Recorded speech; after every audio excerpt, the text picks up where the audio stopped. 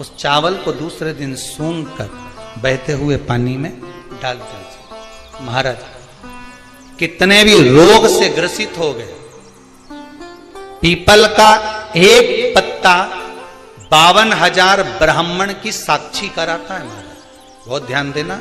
अच्छा एक बात बताइए कि कई लोग कहते हैं कि कई तुम जहां जहां जाते हो ना, ऐसे जिनके शरीर में ऐसे ऐसे लोग घूमते हैं और घूमने के बाद कहते हैं कि तेरी कुल देवी तुझसे रूठ गई, कहते हैं ना, तेरे से तेरा ये देवता रूठ गया, वो देवता रूठ गया, परमात्मा रूठ गए। तो आप कैसे पहचानोगे कि भगवान आपसे रूठ गया? आप कैसे जान सकते हो कि भगवान आपसे रूठ गया? हमने देवी जी को धोख नहीं लगाई तो देवी जी नाराज हो गई, हमने पिताजी को धोख नहीं लगाई तो पिताजी नाराज हो गए, हमने वो देवता के ये नहीं करा तो वो नाराज हो गए। आपको कैसे मालूम पड़ेगा कि देवता नाराज होते हैं? देवता नाराज होते हैं, याद रखना, संसार में देवता अगर नाराज होते हैं तो कभी किसी का अहित नहीं करते। बहुत ध्यान देना इस बात पर, कभी अहित नहीं करेंगे देवता अगर नाराज होंगे। देवता नाराज होते हैं तो किसी का भोजन पानी बंद नहीं कर देते। देवता नाराज होते हैं तो किसी का खाना पीना बंद नहीं करवा देते। देवता अगर नाराज हुए हैं और आपको मालूम करना है कि देवता मुझसे नाराज हैं, तो कैसे मालूम करोगे? तो केवल एक काम करिएगा, अगर देवता नाराज होते हैं तो सबसे पहले आपकी पूजन पाठ छुड़वा देते हैं। क्या छुड़वाएंगे? रोज मंदिर जाती है, रोज माला उठाकर जाप करती है, रोज गीता जी का पाठ करती है, रोज दिया लगाने जाती है। 4 दिन 5 दिन 6 दिन 10 दिन अगर आप दिया लगाने नहीं गए, मंदिर नहीं गए, पूजन नहीं करी, तो समझ लेना कि देवता मुझसे नाराज हैं, इसलिए मेरा मुंह नहीं देखना, मुझसे नाराज।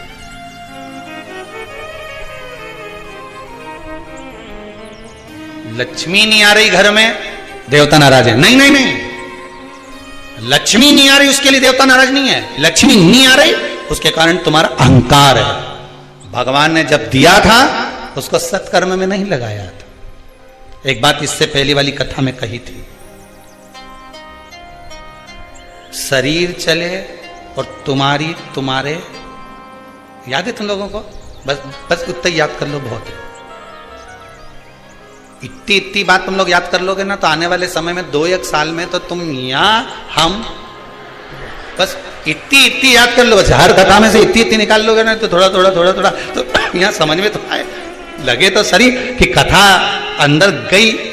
तो एक बार पहले कथा में, इससे पिछले वाली में की थी, 7 से पहले वाले में, कि तुम्हारे घर में चले और तुम्हारा शरीर चले, तब तक सारा दान पुण्य भजन तीरथ सब कर लो।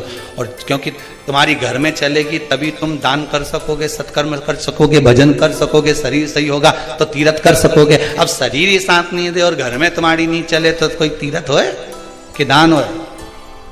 कैसे भजन करे? कुछ नहीं करना, पीपल का एक पत्ता, उस पत्ते पर थोड़ा सा चावल,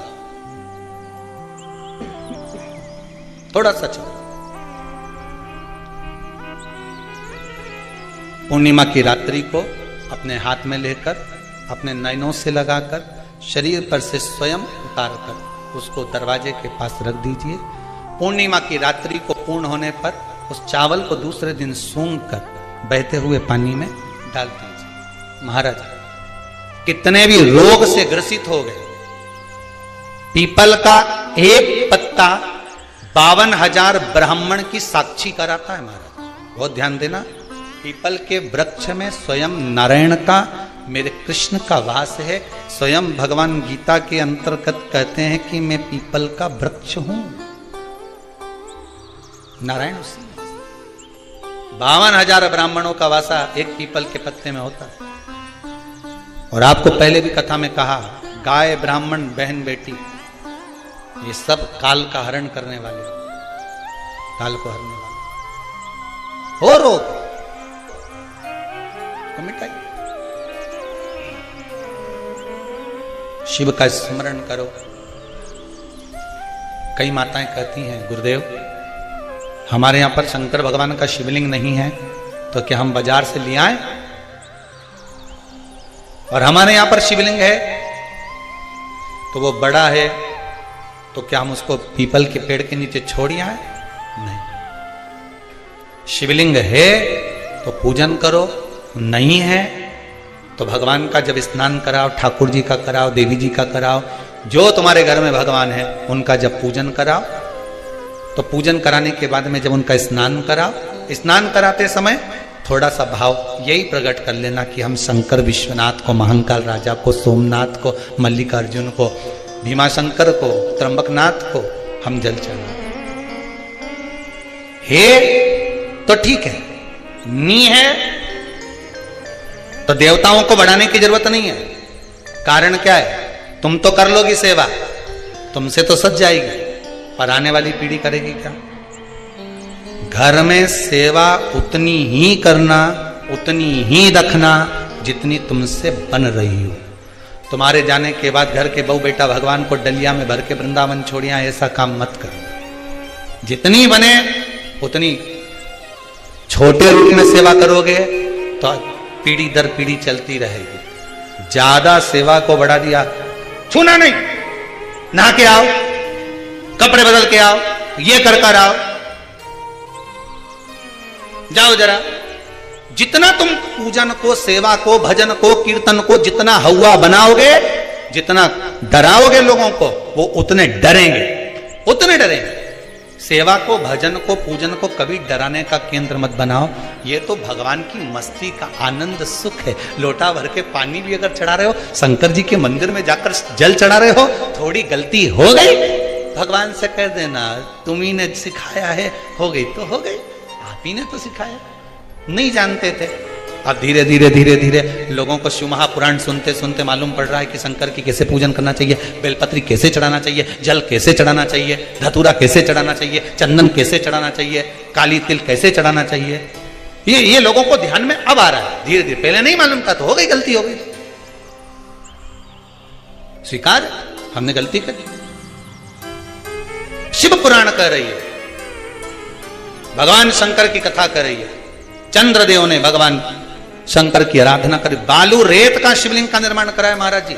शिव महापुराण की कथा में आता है, देवराज नाम का ब्राह्मण जो गलत कर्म करता था, चोरी करता था, शरीर में ताप पड़ने के बाद में जब वो शंकर के मंदिर में जाकर कथा सुना और थोड़ी सी कथा सुनकर बाहर निकला, तो उसको केवल कथा का एक तत्व उसके जीवन में उतर गया था, अंश मात्र उसके जीवन में उतर गया था, उसको परमात्मा मिल गया था, अंश मात्र।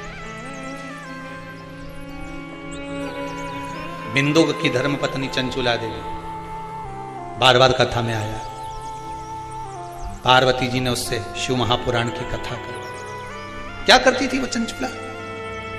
काशी में जाकर उसने करा क्या था? पति के जाने के बाद बिंदु जो पानी में डूबकर मर गया, प्रेत योनि में चला गया। पहले भी कथा में कहा, पानी में डूबकर मरा हुआ व्यक्ति, सर्प के डसे से मरा हुआ व्यक्ति और स्त्री के हाथ से या स्त्री के चक्कर में मरा हुआ व्यक्ति ना तो देव योनि में जाता है, ना तो बैकुंठ जाता है, ना नरक जाता है। वो तो बीच का प्रेत बनकर भटकता रहता है, उसकी गति नहीं होती, उसका मोक्ष नहीं होता।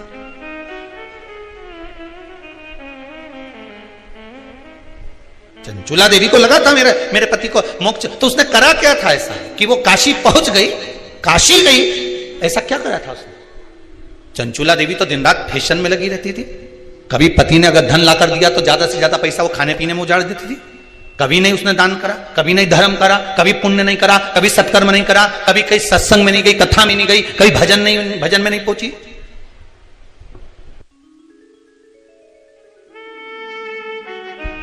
फिर उसने करा क्या?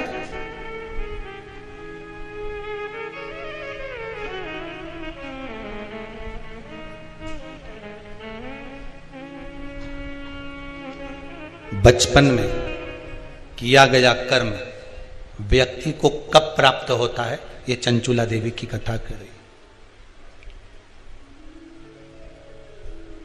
चंचुला देवी की कथा कर रही। चंचुला देवी की मां भोजन का जब निर्माण करती थी,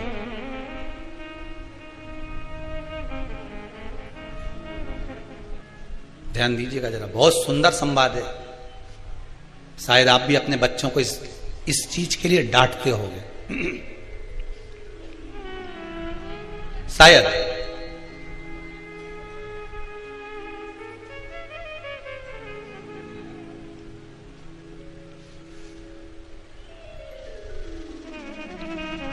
बचपन का किया हुआ पुण्य चंचुला देवी के कहां काम आया वो देखिए। पुण्य नहीं करा था चंचुला देवी ने, वहां तो खेल करा था।